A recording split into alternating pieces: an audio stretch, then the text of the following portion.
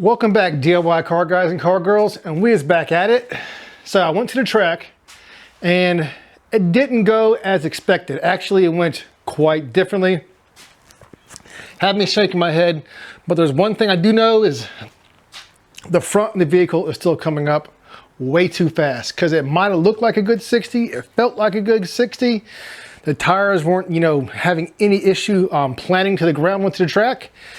And the prep wasn't that good. People were walking out there with flip-flops until they got to the very edge of the track where it's starting to get sticky, but where the cars were at, it wasn't very sticky. People were having no problem walking on the track. So we're gonna talk about that, and I'll tell you guys exactly what I'm gonna do coming up, because we're gonna make some changes. And that's what we're talking about today.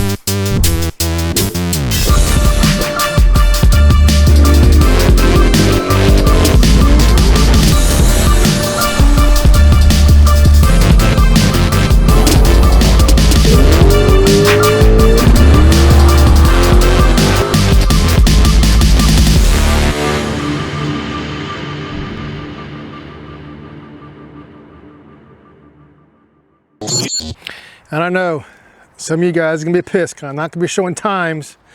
I will let you know that it did run, it only ran better on the back half of the track with the 430s versus the 389s.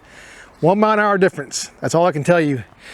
But the 60 and everything else was exactly the same. It did run a new personal best motor, only ran motor.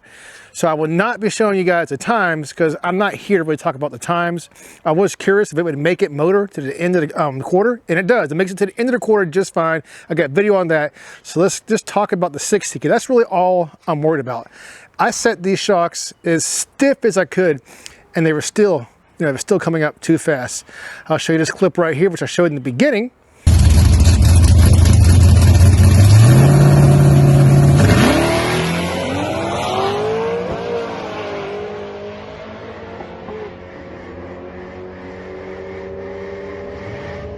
And here is the second hit where I put, I took the Hoosiers off and I put the Mickey Thompsons on, which did cut a better 60 with the Mickey Thompsons.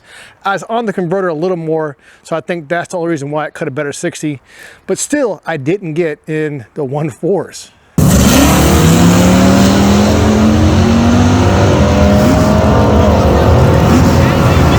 Ricky, Molly, and Sean. Hey, I didn't expect to see you guys out there. When you showed up, it made my day. It's good seeing your boys out there. Got to give props to you.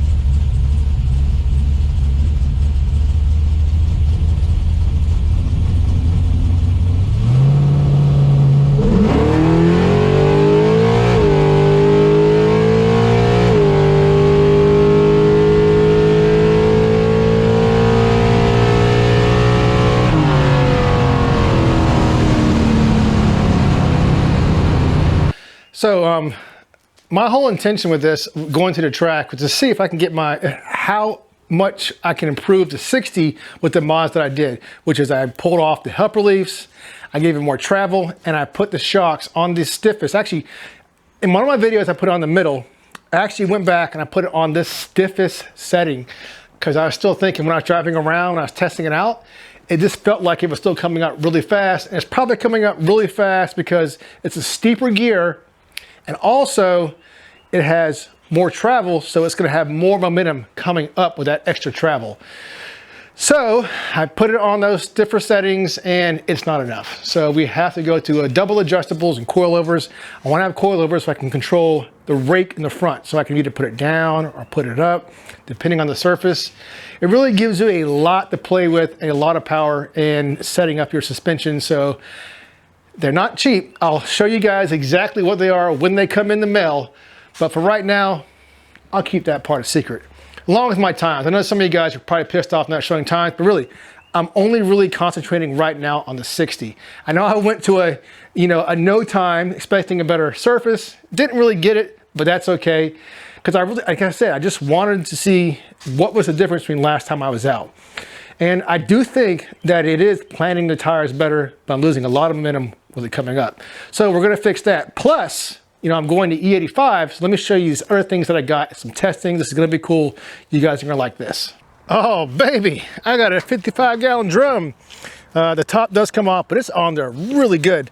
When I ordered this, it said it wasn't for fuel, but it's made out of the exact same material that your fuel cans are made out of. So I know it will hold fuel, whether it be gasoline or E85. I know it's gonna work because it's made out of the exact same stuff. I think the reason why they didn't say that is because the top's removable. I wanted a removable top, and the reason why is because if I don't get to it, maybe it at the slight chance it separates, it is completely sealed. Everything in here is compatible with whatever I'm going to put in it, so it's completely sealed, so it shouldn't separate because no air is going to get to the ethanol and cause the gas to separate. But just on that chance that it might separate, I can pull the top off and clean it out really good, because there's only a small hole right there, and trying to reach down there and clean something out that's gooky ain't gonna work. So that's why I wanted that. So you're looking at this, you're like, what in the world is this dumb stuff right here? Okay, I got a clear top so I can first poke holes in it. I've seen a lot of testing with E85 sealed, which lets no moisture into it, and they see how much the corrosion is with aluminum, whatever.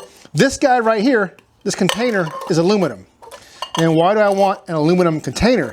Well, this will simulate your bowls in your carburetor and your fuel filters. Because most of the fuel filters and the bowls in your carburetor are aluminum. So that's why I got aluminum. We can poke holes in this. And why am I going to poke holes in this? The reason why is because ethanol, when it's mixed with gasoline, has to be like 99 point something percent pure, or else the gas and the ethanol will separate once that water gets in there. So it does not take very much at all for ethanol to separate. So that's why controlling the humidity is key. And our climate here is pretty darn humid. So we can do a whole bunch of tests. We can do regular gas tests. We can do this alcohol with, like what I did before. Some people got on to me. Like I say, guys, I never say you want to put, moonshine, which is, basically 6% water in your fuel system. That's not a good idea. My point is like, the separation part of it and what it's, the corrosion. Now, I do know that the amount of water in ethanol is going to make it more corrosive. But what I want to know is not like, I've seen tests where they poked holes in it and waited 9 months, opened the elements. That's like a worst case scenario.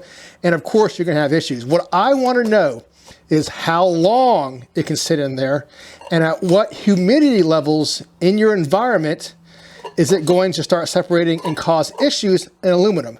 That's why these guys, aluminum is clear. We can poke holes in this and we can see exactly how long all this takes to cause issues. So you know what you need to do to your carburetor, when you need to drain it, when you need to start it up to get the water out of the fuel, because you need to get the water out of the fuel. A lot of times, if you turn it on and it gets up to temperature, the water will evaporate.